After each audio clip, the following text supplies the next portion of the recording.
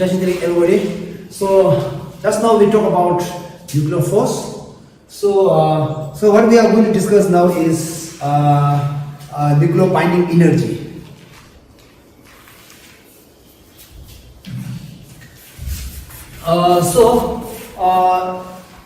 This time nuclear binding energy per Nucleon has been removed from syllabus. So however, this topic is very important for understanding nuclear fission and nuclear fusion reactions. Alright, so therefore just to give you a glimpse of nuclear binding energy per nucleon, right? So we have the stability of nucleus is all determined by a concept that is binding energy per nucleon, and the definition, right?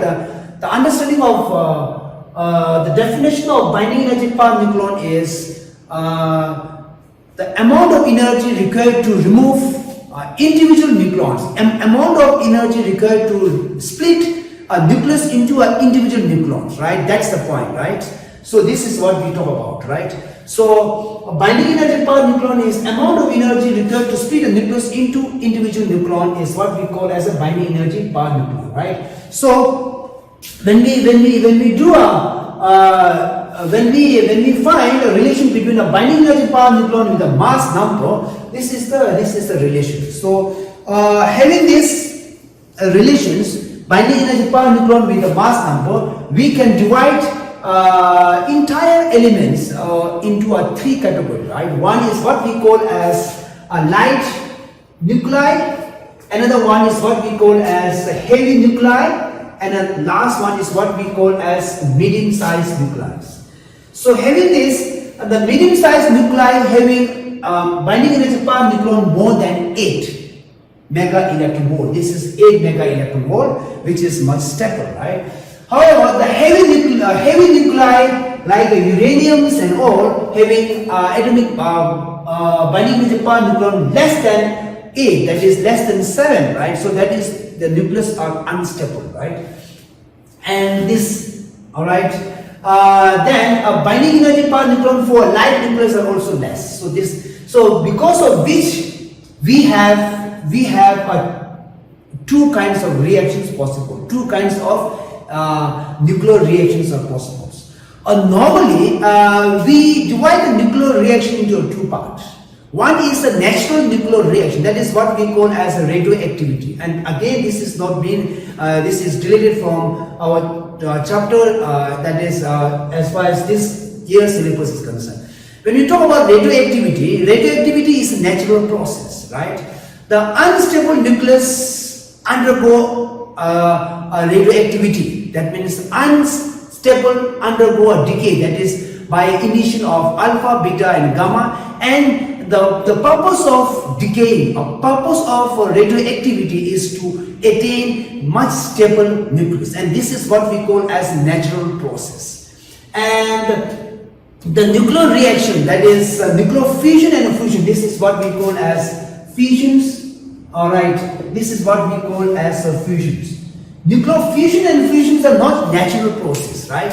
If I allow two unstable nucleus to combine, two light nuclei to combine and form a heavier nucleus, and heavier nucleus having a binding energy per nucleon more than a lighter nuclei. So therefore, this is how nucleus try to attain a stable nucleus. Likewise, when we have a heavy nucleus and I allow a heavy nucleus to split into two medium-sized nuclei, and each having much higher binding energy per nucleon. That's the key concept here, right?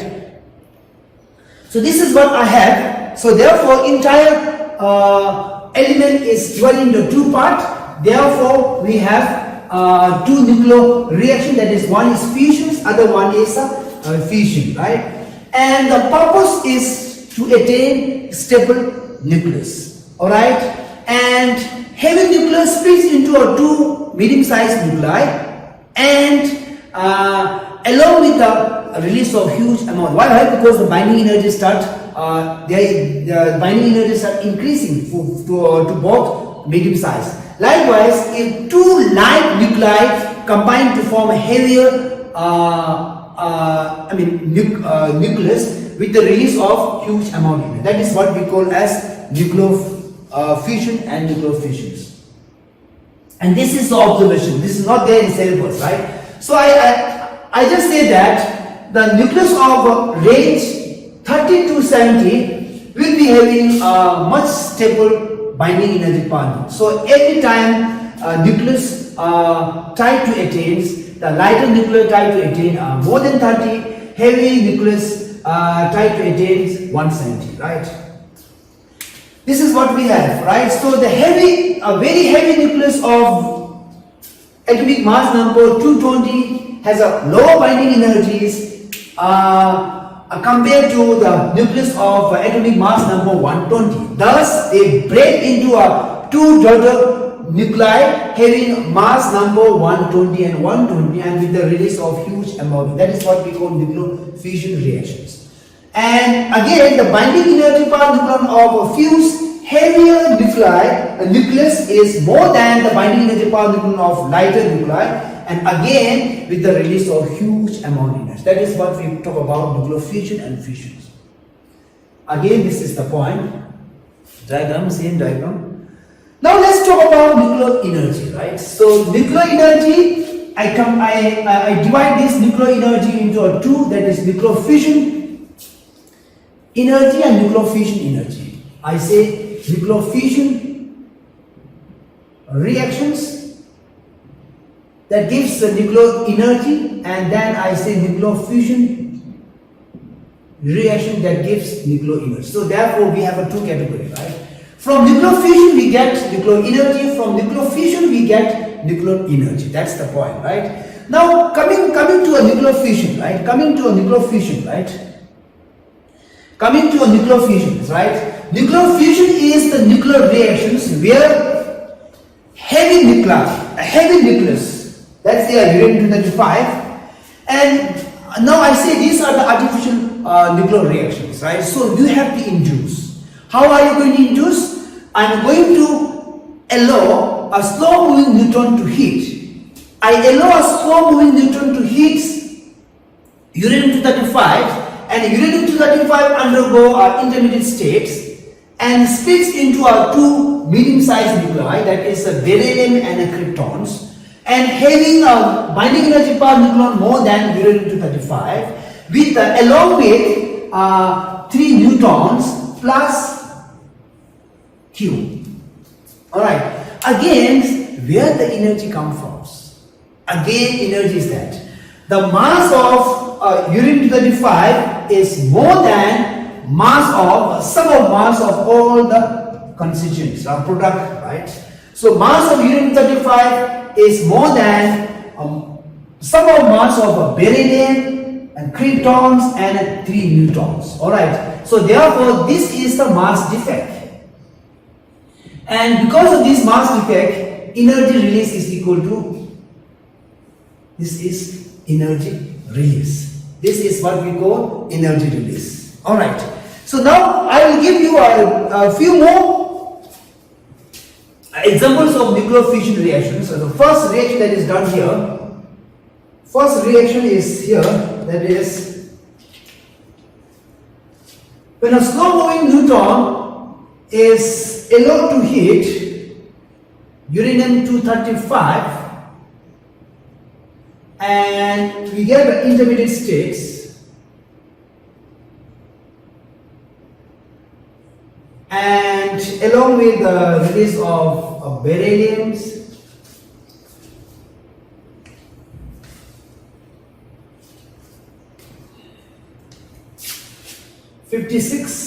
beryllium 144 plus kryptons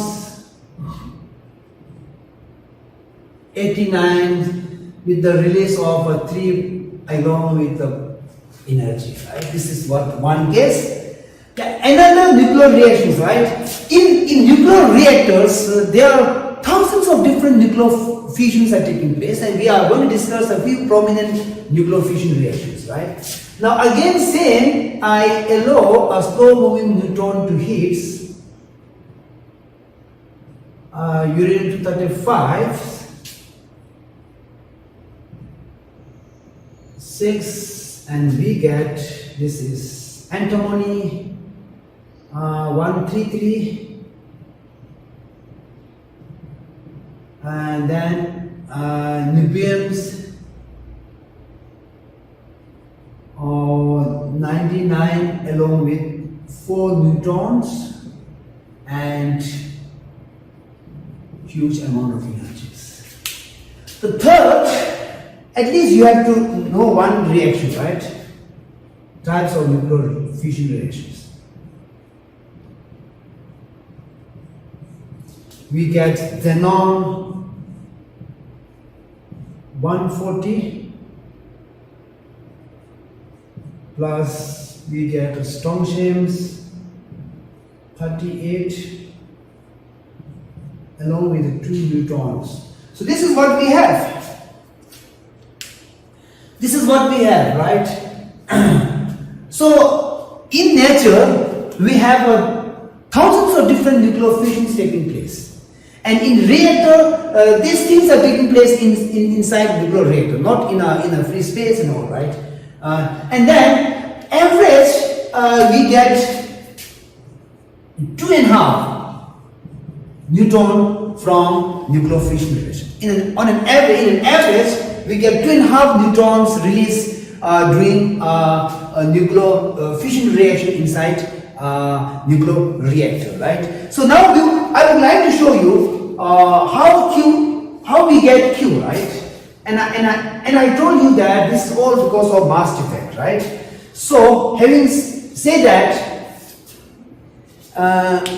let's say I have. Let's say that atomic mass number. Let's say the atomic mass number 240 has binding energy per neutrons 7.6 mega electron volt. This is the binding energy per neutron for mass number of 240. And now if I split this into a medium-sized nuclei, that is 120, having binding energy per neutrons 8.5 mega electron volt.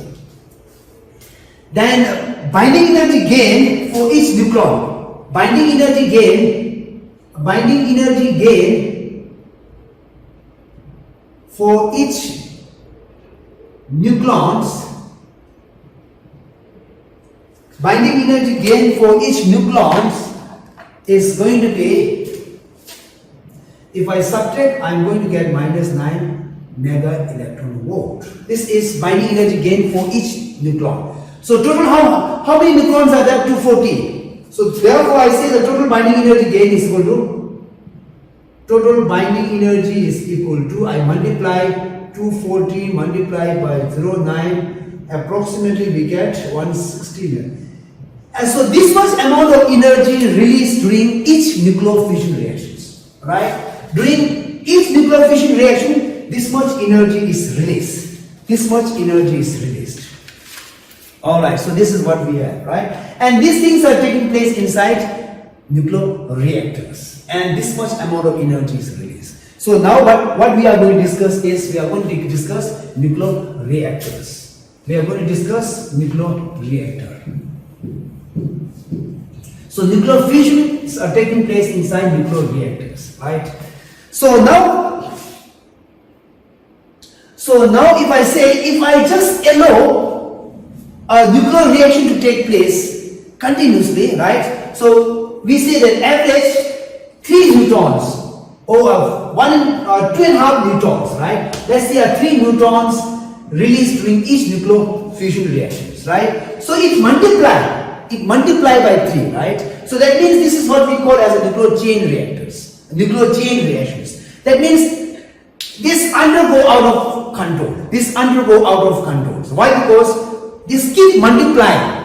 If it keep multiplying means the amount of energy released also keep multiplying, and that is what we call as explosion may take place. The definition of explosion is a huge amount of energy released during a short span of time. So that means during a short span of time, all the entire nucleus entire uranium 235 nucleus undergo nuclear fission reactions and then release huge amount of energy, and that is what we call a chain reaction. Like this, 3 neutrons are released and 3 nuclear fission reactions and 1 neutron. So that means this is a 3, then 9, 27. It goes on. That means this is what we call as chain reactions. Inside nuclear reactor, in reactors, we never allow chain reaction to take place. We allow, so what we are going to do is we allow a controlled reaction to take place. Alright, we allow a controlled reaction to take place and we get a controlled amount of energy. And this is what exactly done inside nuclear reactor. So therefore we are going to discuss nuclear reactor first. So this is the component of nuclear reactor. So before I see, this is nuclear reactors. So nuclear reactor consists of 3 important things, right? One is reactor core, and then we have a steam generator, and then we have a turbine which is connected to a electric generator. So the sole purpose here is to generate electricity. All right, and then we have a coolant. All right. So the purpose of putting this coolant is to decrease the temperatures, to cool down high temperature water, right? To cool down high temperature water. That's the point. So therefore, we say this consists of a 3-part: reactor, steam generator, then electric generator, and then again we are going to cool down that water, right? So coming to these points, when we talk about nuclear reactor core consists of 3 important things, right? One is fissile, that is the uranium that reactor, that is fuel rod. Fuel rods are nothing but uranium fissile uranium. That is fissile uranium is nothing but uranium 235. And then we have moderator. Moderator means the neutron release during the nuclear fission reactions are very high speeds. So this will not allow a fusion reaction to take place. So therefore you are going to slow down fast moving neutron. The job of moderator is to slow down fast moving neutrons. And then we have what we call as a control rod. This is a control rod. The purpose of control rod is, as I told you just now, that each nuclear reaction gives 3 neutrons. And 3 neutron gives 3 nuclear fission reactions. So that is what we call uncontrolled chain reaction will take place. To control that uncontrolled chain reactions, we are going to remove 2 neutrons out of 3 neutrons. So therefore, the chain of 1 neutron is taking place. So therefore, how to do that? I put a cadmium rod to remove excess neutron, right? So that is what we call control rod. And then we have a coolant. So this temperature become extremely high. Why? Because fission reaction take place. To cool down that temperature, I allow water to flow through, right? So that is what we call as coolant. And then we have what we call as this is what we call as a concrete containment, right? Containment. So why? Because this is highly radioactive nature. So gamma radiations are being produced. So therefore, to allow just to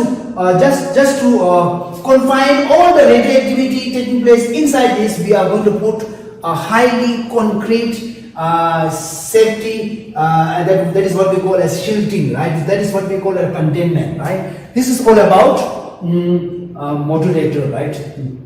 What we call nuclear reactor core, right? So that just so I have field rod is uranium-235. Moderator normally we use is water, that is a deuterium water, and then we have a control rod is a cadmium rod, and a coolant is a water we use to just cool down water.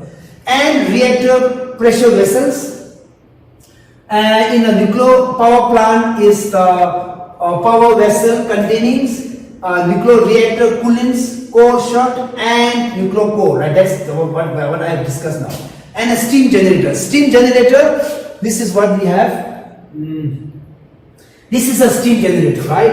And the water inside these nuclear cores are what we call as a superheated water. While pressure inside core is extremely very high, and water stays as a liquid form. So these superheated waters allow water inside a steam generator to turn into a steam, right? So that steams rush into this pipe and then rotate the turbine, and this generate electricity. This is what we talk about steam generator. Steams are being produced by hot superheated waters, and then again this is again little hot, so this can be cooled down by further putting a coolant, right? So that's what we call a condensations, right? Steam is changed into a water and then again put into this. So this is what we have reactor.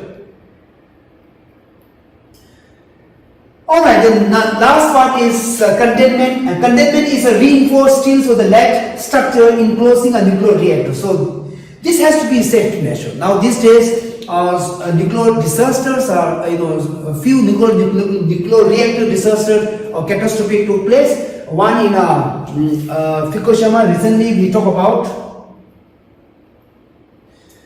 reactors, nuclear reactor catastrophics. The Chernobyl nuclear reactor in Ukraine in 1986, and then in United States, the 3 Mile Islands, and recently in 2011 or 12 in Japan, that Fukushima, right, the nuclear reactor explosion took place because of a tsunami, right? So therefore, safety measures are the most important in case of nuclear reactor. Why? Because something happened, that means radioactivity is taking place, and the radiation level in the atmosphere goes up, and so many disease, right, it causes, right?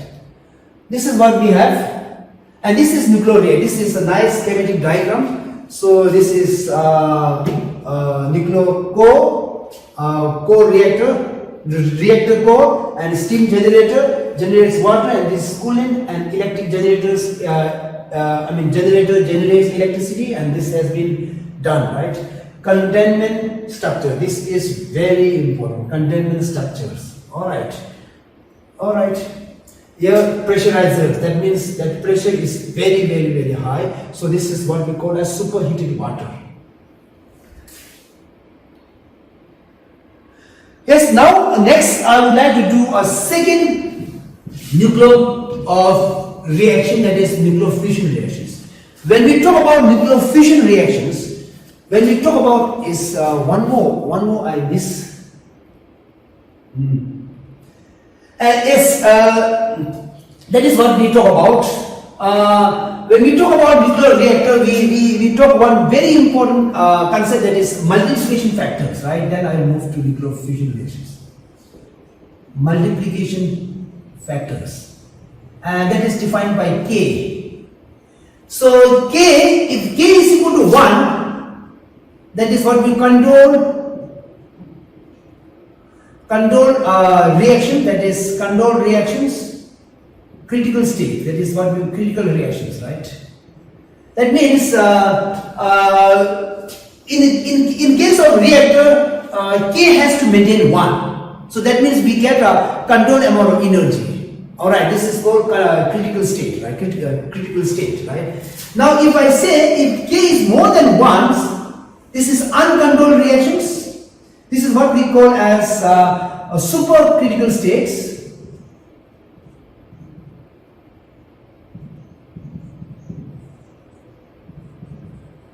Supercritical states. That means explosion will take place. That is, this leads to uncontrolled reactions.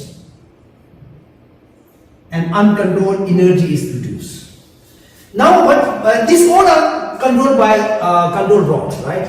Now, if I say if K is less than 1, then it is what we call as a subcritical state. Subcritical state. That means the reaction is going to cease soon. Reaction is going to cease soon. Wow. Why? Because a number of neutrons start decreasing, and once a neutron comes to 0, no reaction will take place. So therefore, whenever we have a nuclear reactor, this has to maintain, and this is maintained by what we call as control rods. Okay. Yes, now we'll talk about nuclear fission reactions. So nuclear fission reaction is another kind of nuclear reactions, artificial nuclear reactions. That is, what I'm going to do is, I allow proton, that is hydrogen nucleus, to combine with another hydrogen nucleus and get deuteriums and positron. This is one kind of nuclear reactions. And the second part is a deuterium is, I combine a deuterium with the protons and get a helium-3 with the release of energy. And another part is that I combine a helium-3 with the helium-3, I got a helium-4, proton and proton. This is how. Now when I say so, it looks very simple, right? Yes, I have hydrogen and hydrogen combined. It is not that simple, right? The fact is that when I try to combine hydrogen with hydrogens, there exists what we call as a Coulomb force of repulsions. And as we know that when we bring these two closer and closer, Coulomb force of repulsion goes on increasing. And up to a distance of nuclear short range,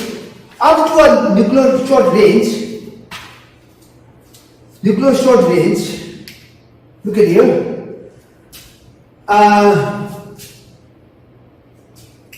If I try to bring two protons up to a nuclear distance, amount of electrostatic force of repulsion comes to a 400 kilo electron volt. This is what we call as a potential barrier. This I call as a potential barrier. This much repulsion is taking place between a proton. If I bring two protons, two hydrogen atom come very close to a distance of nuclear range. So that means we have to overcome this potential barrier. So therefore, it is not easy to combine proton and gets helium or whatever, right? So every time we have to overcome this. How to overcome this? This is extremely high, right? So that means you are going to allow a proton to move very high speeds, having almost more than that energy. And if I allow a proton to move much higher than this velocity, energy, then there is a chance of combining two protons, right, and gives you a nuclear fission reactions, right? To do so, if I use the kinetic theory of gas, all right, kinetic theory of gas,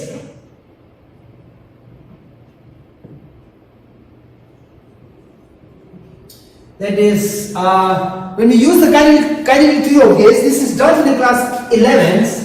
We use this, right? Kg equal to this much energy, and how much energy is required? This kinetic energies, Boltzmann's constants, and this has to be more than 400 kilo electron volt. That is a potential barrier, right?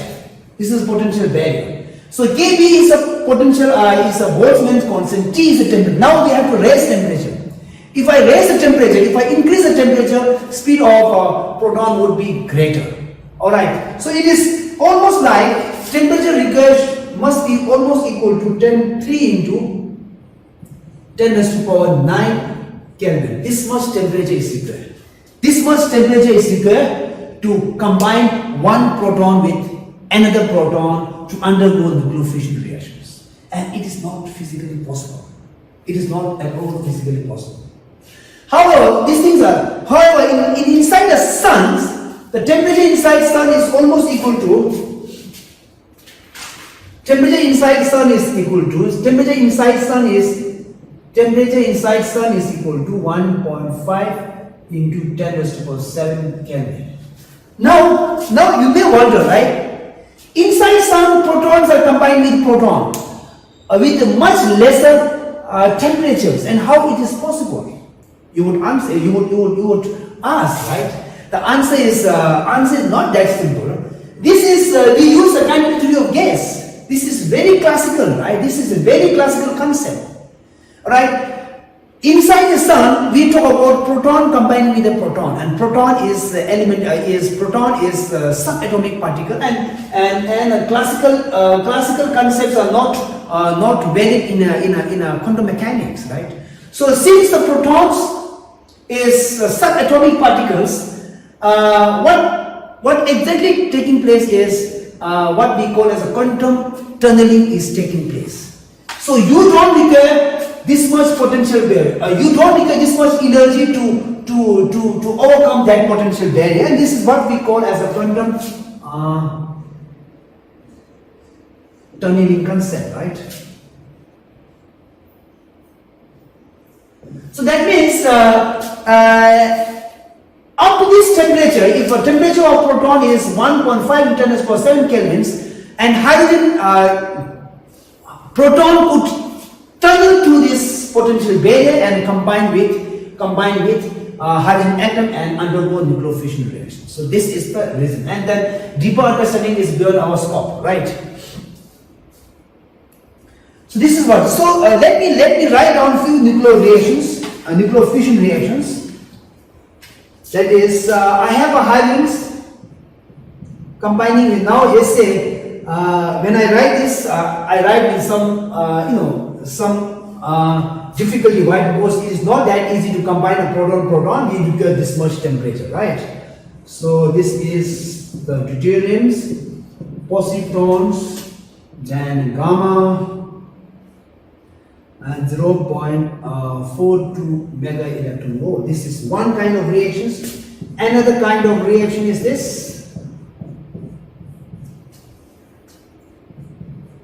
Helium-3, 1 neutron is released, 3.27 mega electron volt is released. And deuteriums, again 1 deuteriums, we get deuteriums. These are the different possible nuclear reactions, fission reactions.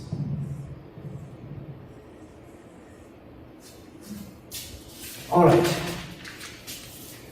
This is what's happening, right? So now inside stans, we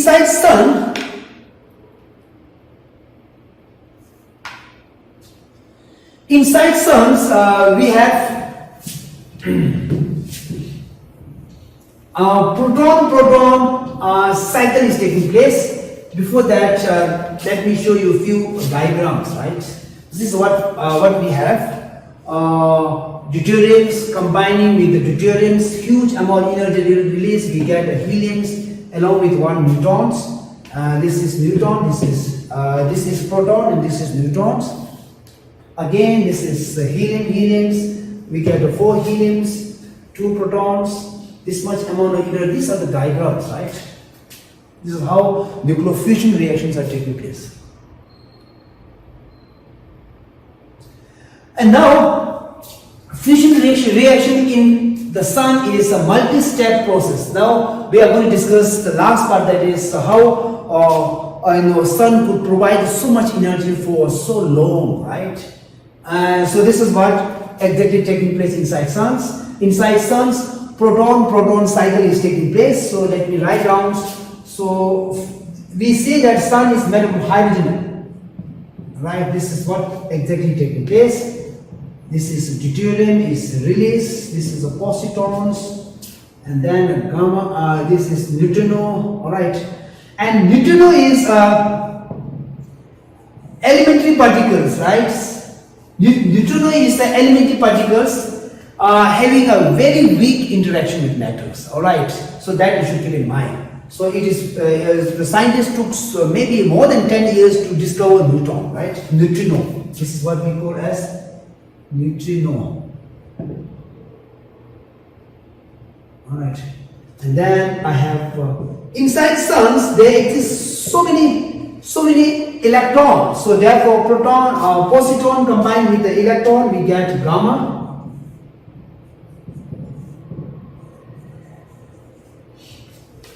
Then I have deuteriums.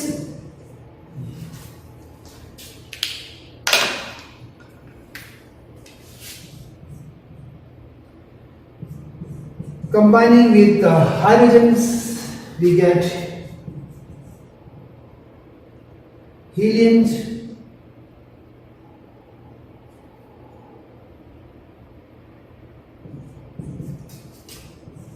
Gamma.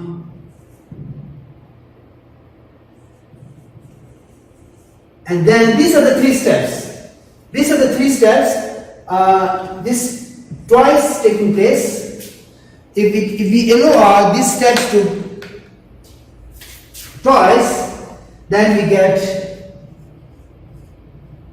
helium plus helium, we get helium 4 along with our 2 protons with the release of 12.86 megaelectron volt.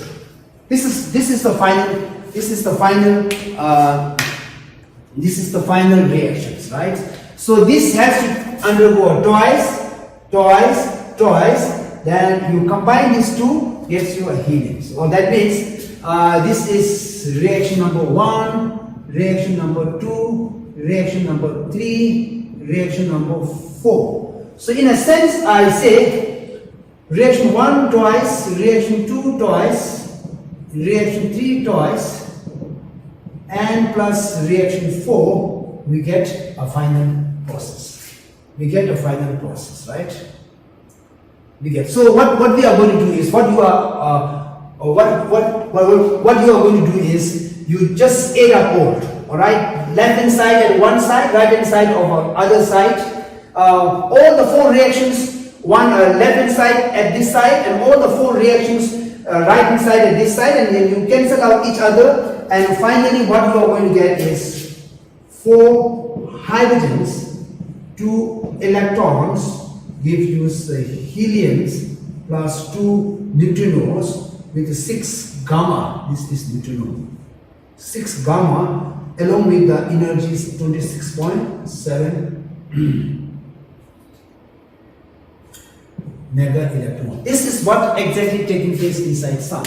So this is home assignment you do, right? All left hand side, this is the left hand side reactions all together like this, right? 2 like that, plus 4, and the right hand side equation at other side, and combine final result you are going to get. And this is how, so each cycle gives 26.7 mega electron volt.